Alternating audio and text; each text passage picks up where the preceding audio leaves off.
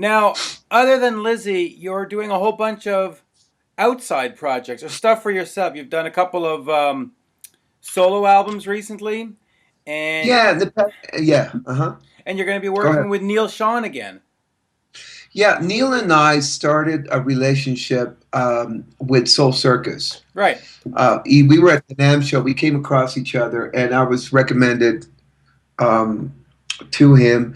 And it just so happened that I was going to be on stage in 15 minutes. The NAM show, if you've been there, it's a great Yeah, event thing. that's the must go And to. I was there with the Santana Cats,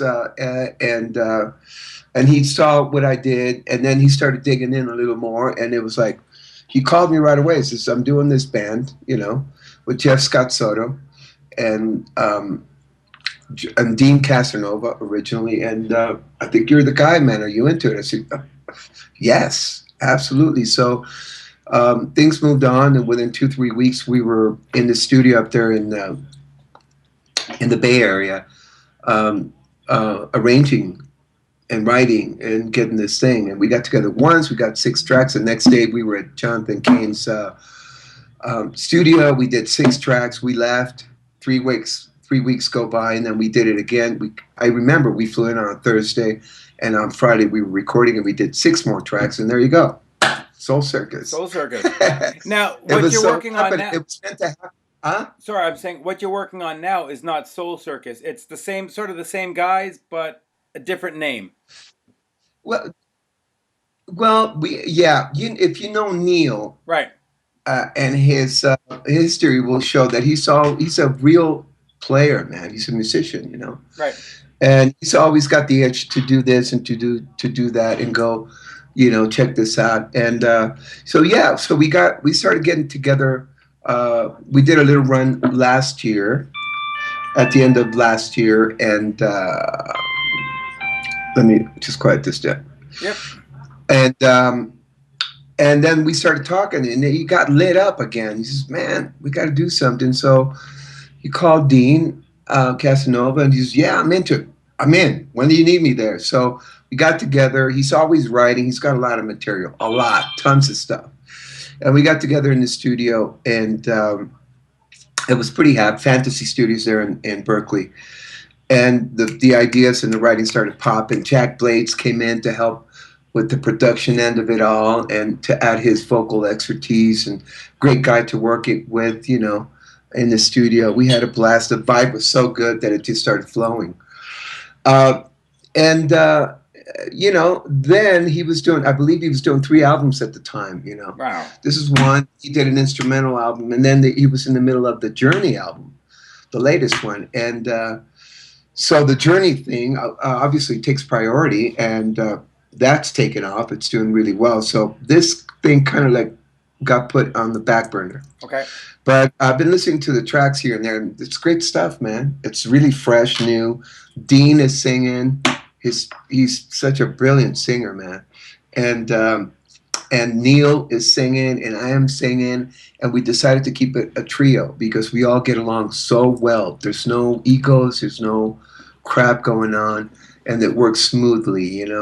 So I'm going to see him actually in a week when we go up to the Bay Area. Okay. I already, and so we're going to have a little powwow about what's going on with that project. It's probably going to be something in the next year.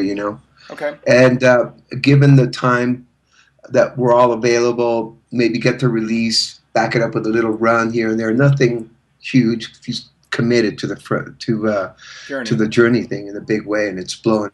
They sound amazing, man. I'm telling you, it's like wow.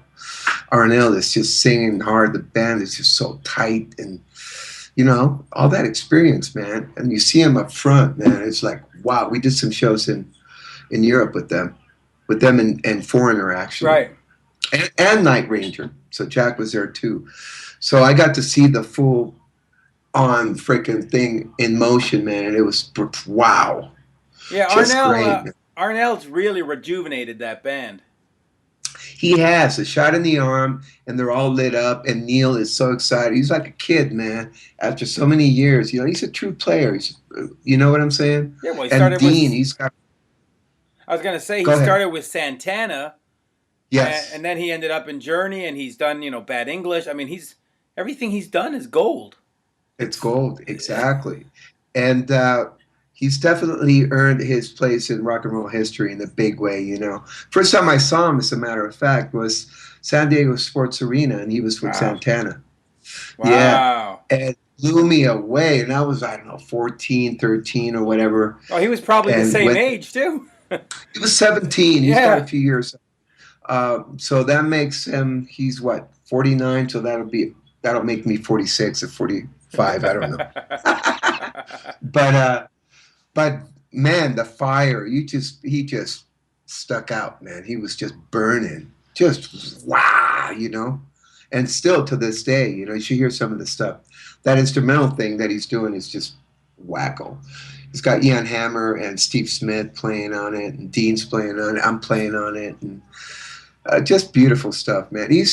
He loves what he does, you know, with a passion. You know what I'm saying? He writes music to write music, and then he packages it accordingly, and you know.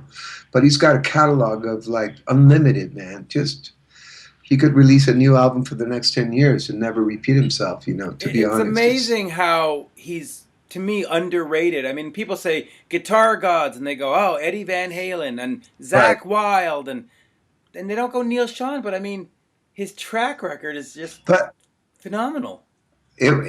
endless, yeah, and very impressive. But I'll tell you this: he's very much aware. I think he was one of those cats that early in his career, unlike a lot of us, he realized where he wanted to go. You know, and his direction was obviously the songwriting. You know, but I think in the next 4 or 5 years, he's getting to that point, and this is just me, my opinion. You know, getting to that point where he really wants to focus a little more on the playing, which is where I got involved, and he wanted to get some cats that he had a good time with, and so we'll see what happens next year with that project. You know, we're gonna have a little meeting when I see him and see what he wants to do with it. I'm okay with whatever, man. I consider him also a true friend. He's a great human being, man. Yeah. He's a great cat. Well, You know what I'm I've saying? met him twice, and he's been Yeah. absolutely fantastic. I mean, so He's nice, a, unbelievably yeah, nice. yeah, he's a great cat. Sometimes people get the wrong message from him because he's surrounded by people and he's got to protect himself. But one on one, when you start living and spending time with him, he's a great cat. He's a Yeah, great father, great musician, great cat. And I am trying to surround myself with people like that are productive, that and have a positive. direction in life, positive, you know, Yeah, positive direction in life, because it's beautiful, man. People like that inspire me, you know. that would certainly be. So so Sorry, I was gonna say so go ahead. that would certainly be an interesting trio to see tour. If you, I mean, I know you can't do a full run, but maybe if you did 12 shows in the U.S. or something, that would be great to go see. Yeah, I think that's the intent, and we'll see what happens. There's a few labels that really want it in a bad way, which is a good thing these days, you know. Yeah, And also, I think it comes down to what Journey is going to do and what his time, his focus, where his focus needs to be. And the same thing with me. My main priority right now is this Thin Lizzy thing. You haven't seen it live, have you? I haven't seen this. I haven't seen the Ricky Warwick and all that, but soon, November 24th in Montreal, it's coming Montreal, up. we'll be there, man. Yeah. Now I know you have to get calling your family soon. What are the websites we need to plug? My website is marcomendoza.com, and MySpace, of course, Marco Mendoza Music. That's kind of dying, you know. Well, Uh, MySpace is dying slowly. yeah, yeah. And then I have the Marco Mendoza fan page on Facebook. I'm trying to get folks to go there. And check it out, man. My solo albums, just to give you an idea of what I've been doing, is the last one is Casa Mendoza, that came out on Mascot Right? last November. In Europe. And 2 years before that, Live for Tomorrow on Frontiers.